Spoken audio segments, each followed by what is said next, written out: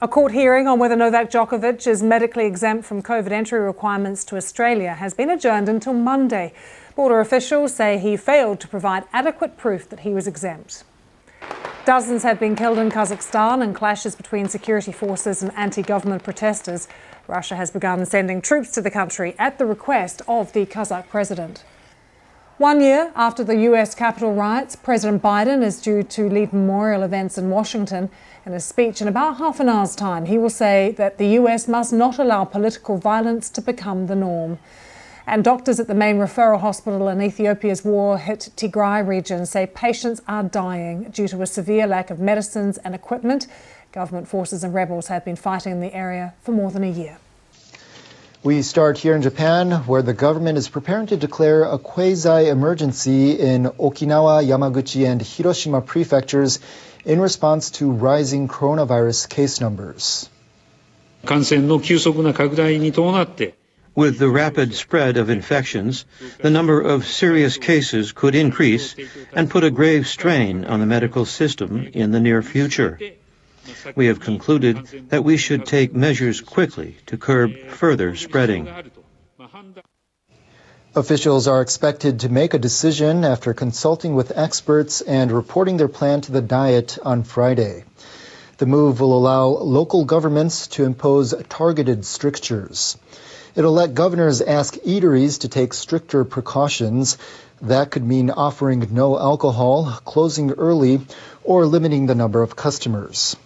Central government officials plan to leave the quasi-emergency status in place until the end of January.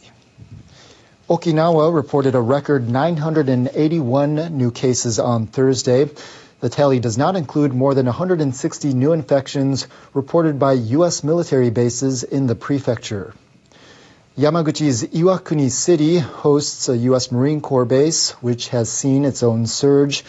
The mayor blames the outbreak among base personnel for the increased caseload in the city.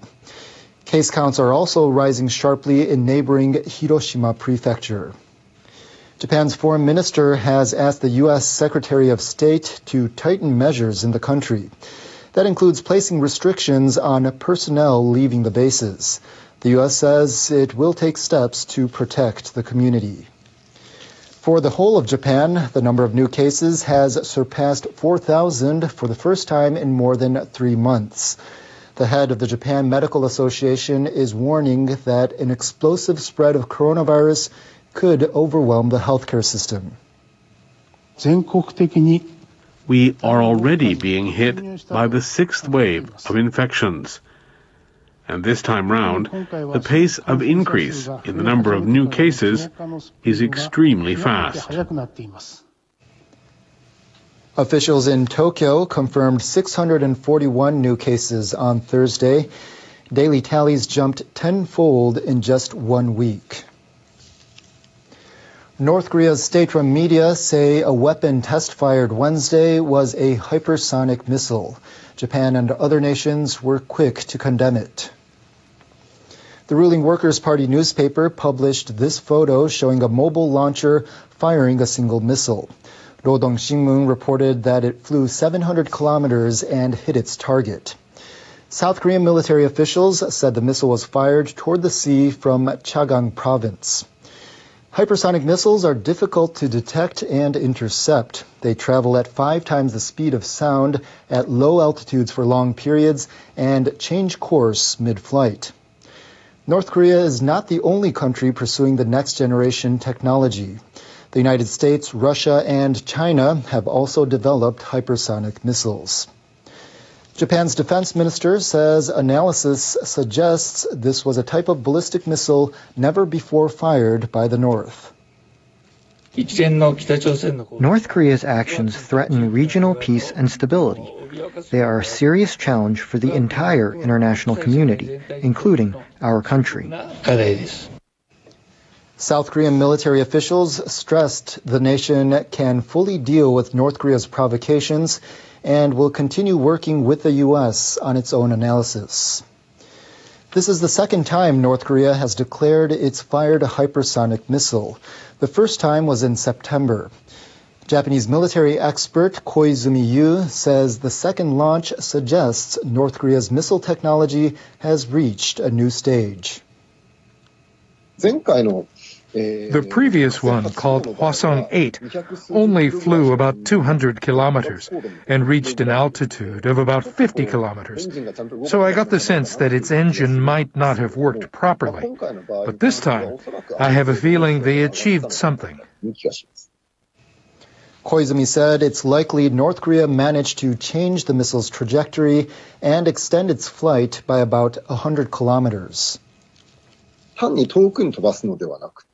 Rather than simply firing missiles far away, they're now trying to breach missile defense systems and pose a threat.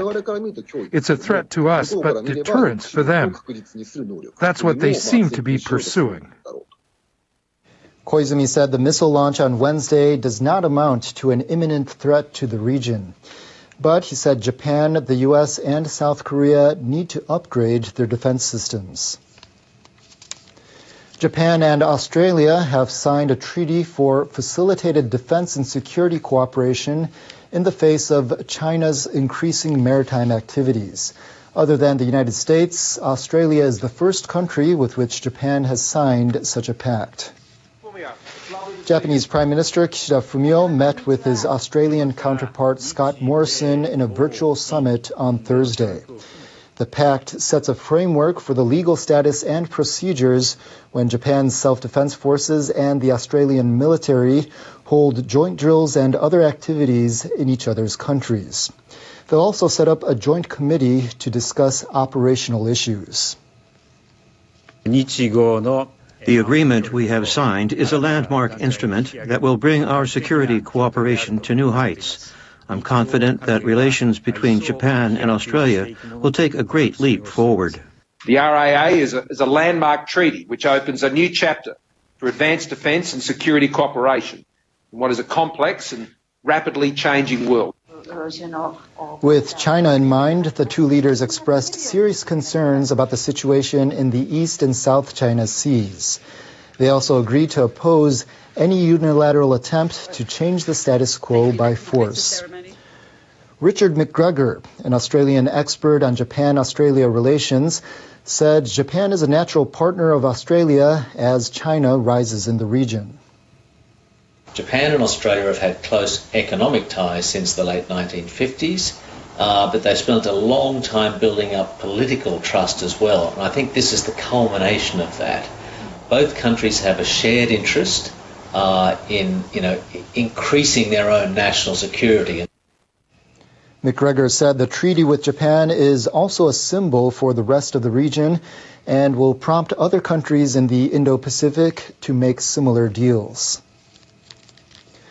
Pakistan's army says it's conducting military operations against the Pakistani Taliban. The government and the group agreed on a ceasefire in November, but the Islamist militants resumed attacks on army targets a month later. An army spokesperson told reporters on Wednesday that the ceasefire was over and that operations would continue until the Islamist militants are eradicated. The government said it agreed on a ceasefire with the Pakistani Taliban in November in a deal mediated by the Taliban interim government of Afghanistan. The Pakistani Taliban unilaterally declared an end to the ceasefire, dashing hopes that both parties would agree to extend it past the expiration date of December 9th. The group has repeatedly attacked government and U.S. targets. An attack in 2014 on a military-run school in Peshawar killed over 150 people, including more than 130 children. The group also made headlines around the world in 2012 when it attempted unsuccessfully to kill Malala Yousafzai, an advocate for the education of girls and women. She was only 15 years old at the time. Pakistan's government and the Pakistani Taliban held inconclusive peace talks in 2014. It's feared that fighting between the two sides will escalate after the failure of the latest ceasefire. Tokyo police are taking action against the operator of a self-driving bus that hit and injured a Paralympian. The athlete has a visual impairment. The bus hit him during the Tokyo Paralympics in August, and the resulting injuries forced him out of the Games. Electric buses made by Toyota Motor carried people around the Olympic and Paralympic Village. They ran autonomously, but each carried an operator in case of an emergency. A Toyota employee was the operator on the bus that hit the Paralympian. Police suspect the operator noticed him on a pedestrian crossing, but still failed to bring the bus to a stop. They've referred the case to public prosecutors. The suspect has admitted negligence. He told police he hadn't expected the athlete to keep walking. The victim is Kitazono Aramitsu. He was a member of the Japanese para-judo squad. The bus hit him 2 days before he was due to compete. Snow has blanketed central Tokyo and surrounding areas, with rain or snowfall forecast to continue into the early hours of Friday. The meteorological agency says a low-pressure system has brought snow to a wide area of the Kanto region that encompasses Tokyo. As of 7 p.m., there was 10 centimeters of snow in central Tokyo, while the cities of Tsukuba and Yokohama had 8, and Chiba City had 7 centimeters. It's the first time snow has settled this season in those cities, and the first time in 2 years in central Tokyo. The agency issued a heavy snow warning for Tokyo's 23 wards for the first time in 4 years. The warning was lifted later in the day. Weather officials forecast snow or rain will continue to fall overnight on Thursday. Some sections of the region's expressways have been closed for safety reasons. Meanwhile, accidents are on the rise. A truck overturned on Tokyo's Rainbow Bridge. The driver was not injured. Airlines have canceled more than 100 domestic flights scheduled for Thursday and Friday. Locals are being advised to take extra care when driving and warned that traffic disruptions and blackouts may result from the snowfall. Our meteorologist Sayaka Mori joins us now and has more on the snow and the forecast. Hello there. This picture was taken near the studio on Thursday. It became like a winter wonderland after receiving a lot of snow. We have some video coming out of Tokyo. Tokyo has had the first measurable snowfall of the season. Runners are braving the cold, but commuters are having a headache as trains were getting delayed at the time. Tokyo's daily high temperature was below 3 degrees Celsius, making it the coldest day in 19 years. A heavy snow warning was in place for the first time in 4 years. Tokyo had 10 centimeters of snow on the ground, which is the heaviest since 2018, and it's the 10th heaviest January snowfall since records began for the city. Yokohama had 8 centimeters of snowfall. It looks like temperatures will remain below freezing in Tokyo into Friday morning, and Chiba could see -1 degree for the morning low. That means the icy conditions are expected for the Tokyo area, so be careful when you walk or also drive on icy roads, and traffic disruptions could affect commuters in the morning hours. Meanwhile, frigid temperatures have been affecting Canada. We saw -31 degrees in Regina on Thursday morning, and as of 3 a.m. local time, Rapid City had -28 degrees Celsius with a wind chill value of -32 degrees Celsius. Cold weather will continue to affect Canada and also parts of the northern United States this week, and there's a potential for a blizzard condition for parts of the Rockies. There's a concern for an additional 90 centimeters of snowfall from Wednesday to Thursday in places like Colorado as well as Montana. Be careful of avalanches and also treacherous road conditions. Temperatures are going to be as follows for your Friday. That's it for me. Stay safe.